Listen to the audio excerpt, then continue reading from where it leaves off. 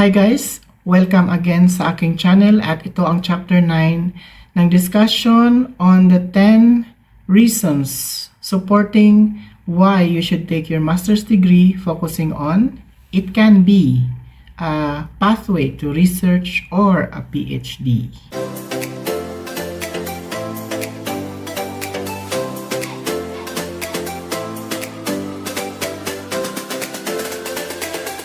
So based on the topic itself, yes, ang pagkakaroon ng master's degree is a very crucial path. Lalo kung ikaw ay interested to pursue research or pursue doctorate degree or any type of higher educational qualifications. So pwedeng Master of Philosophy pala and pwedeng doctorate degree na talaga. Kasi thesis yun. So doctoral thesis.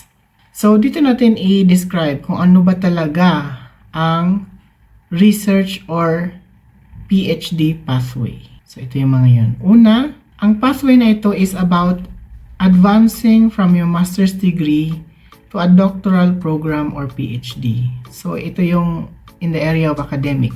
Hindi lang siya PhD kasi kung pupuding gagawin mo sa sa business diyon, it is DBA, hindi siya PhD.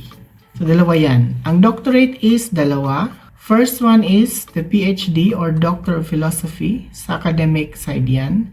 The second one is doctorate or Doctor in Business Administration. Maraming klaseng major yan sa business field yon.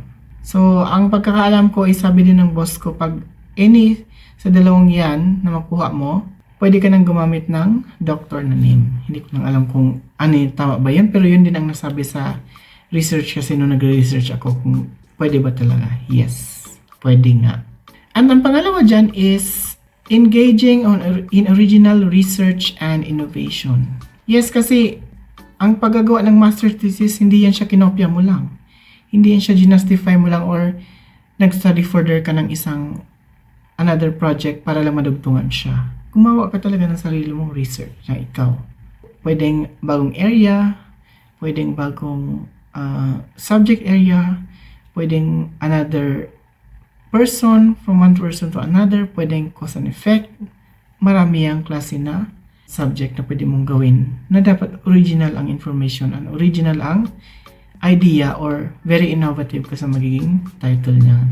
Kasi yun nga ay dapat galing sa iyo at ikaw yung bumuo ng original na idea. Next is it contributes new knowledge to your field. Yes, kasi kung original ang ginagawa mo sa lahat na ikaw mismo ang gumagawa at very innovative ka, talagang original yan na knowledge na pwede mong i-contribute sa field. Pwedeng gamitin ng iba. Or pwedeng i-apply ng iba na mag-work din sa kanila. Kaya naman next na tayo which is, it can help you to pursue career in academia, research institutions, or specialized industries.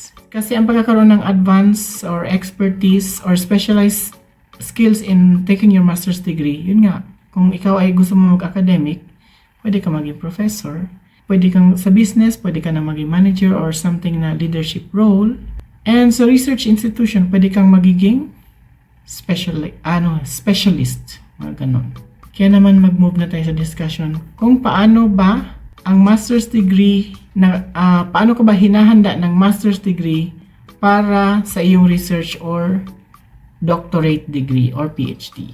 So ito yung una. Development of research skills. So saan na-apply yan? Dito yun sa tatlong to.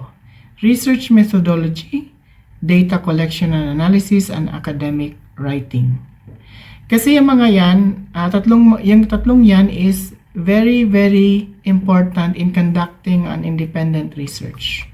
Kasi yung tatlong yan din ang ginamit ko nung nagawa ako ng research ko sa master's degree. Next is an exposure to academic research. Ang pagkuha ng master's degree will help you to gain experience in writing dissertations or thesis. Or ang ginagamit nila ng name sa previous school ko is capstone project. Makakatulong din yan para sa iyo kung magre-review ka ng academic literatures. Working on research projects. Yes, halimbawa, meron kayong research projects sa work. Makakatulong din yan sa iyo. Parang ako, meron ako nire-research kung ano mga material, kung ano mga way to improve the process and system. Kasi yung mga yan, makakatulong sa'yo para maintindihan mo paano ba nakakatulong ang research sa pagkakandak o pag-evaluate ng mga data or pag-analyze nito. And important din yan ang analytical thinking sa isang decision-making process. Kaya kailangan mo matutunan lahat yan. Number 3 naman, which is qualification for doctoral programs.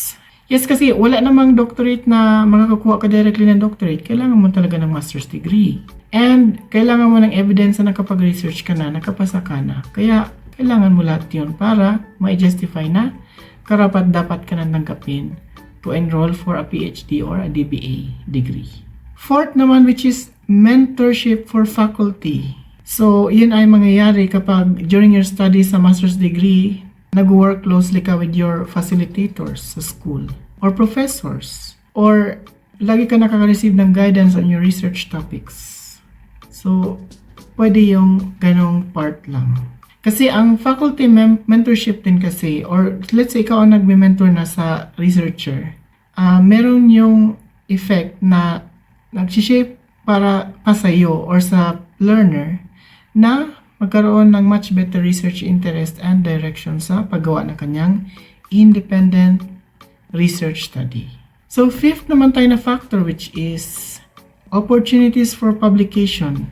Kasi pwede kang bigyan ng opportunity ng institution na maipublish yung research paper mo na approve nila. Pwede ring bibigyan ka ng pagkakataon na makapag-attend ng academic conference ng mga different institutions. Dalawa lang yan sa mas marami pang benefits na makukuha mo kapag nakuha mo yung opportunities for publication sa pagkuha mo ng master's degree. So, sa research and PhD pathway, sa pagkuha ng master's degree, may challenges and limitation din yan. So, ito yung una. High level of commitment.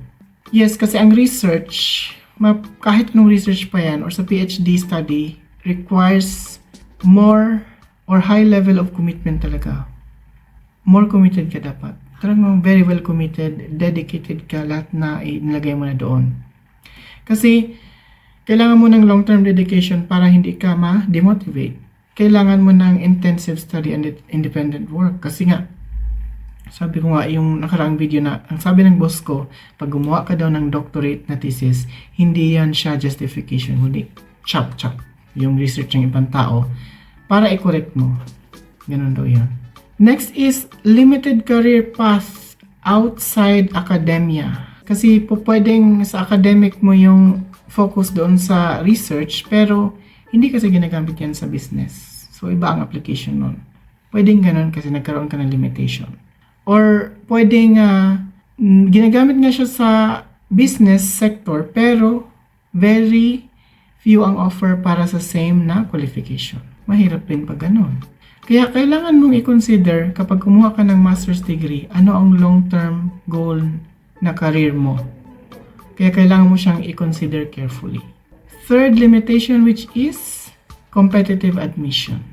So, yung mga top PhD programs kasi, minsan kailangan nila ng ganito. Magre-require sila ng meron ka dapat strong academic performance at meron ka dapat research experience and recommendations. Yes, kasi na-try ko itong research and recommendations. Kasi nung nag-enroll ako sa master's degree from a European-based college or university, naghanap sila ng recommendation kahit isa lang.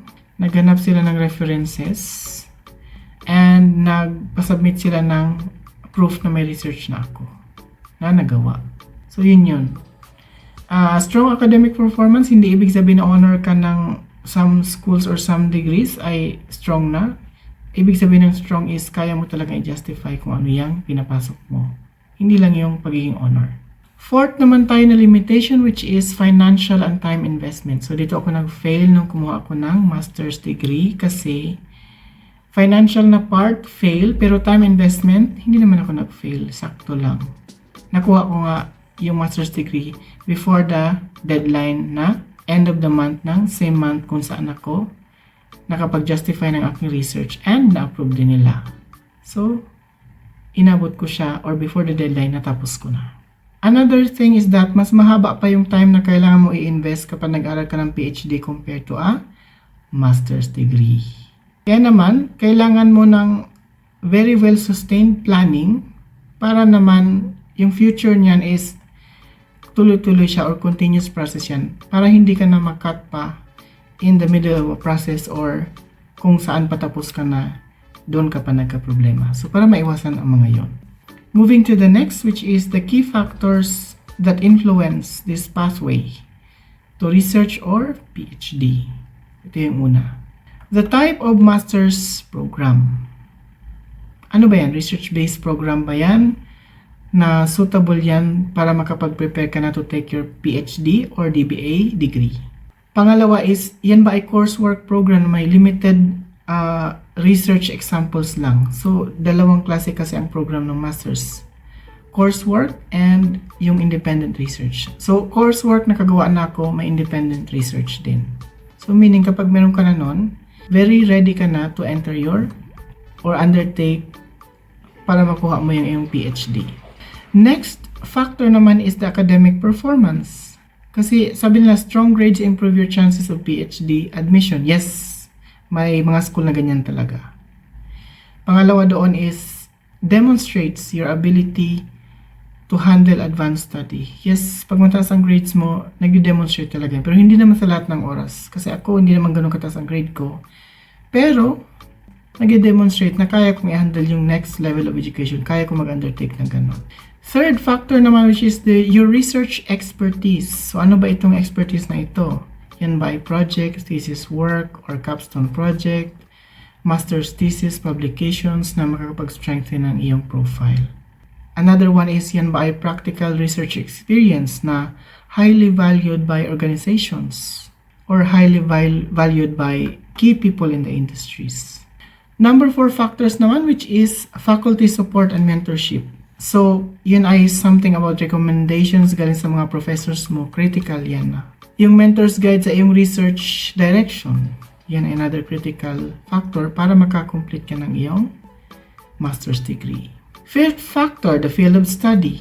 So, field of study is about some fields which is pwedeng science, engineering, or social science. Yung mga ganun. Kasi kailangan mong i-emphasize ang research more further kapag ganito ang fields na or para ma-align lang kung saang field ka nag-focus. Kasi ang iba kasi nagre-research more on professional practice. Hindi talaga yung real world problem kung nasaan yung area. And sixth is the personal interest and passion. So, kasi kailangan mong gawin yun, kailangan mo i-apply o kailangan meron ka ng curiosity and persistence kapag ikaw ay into independent research study. Plus, kapag meron kang passion sa isang subject mo, it will help you to gain access for long-term success. Parang access is something about may chance ka na to be successful over the long-term run of that certain way or pathway na kinukuha mo.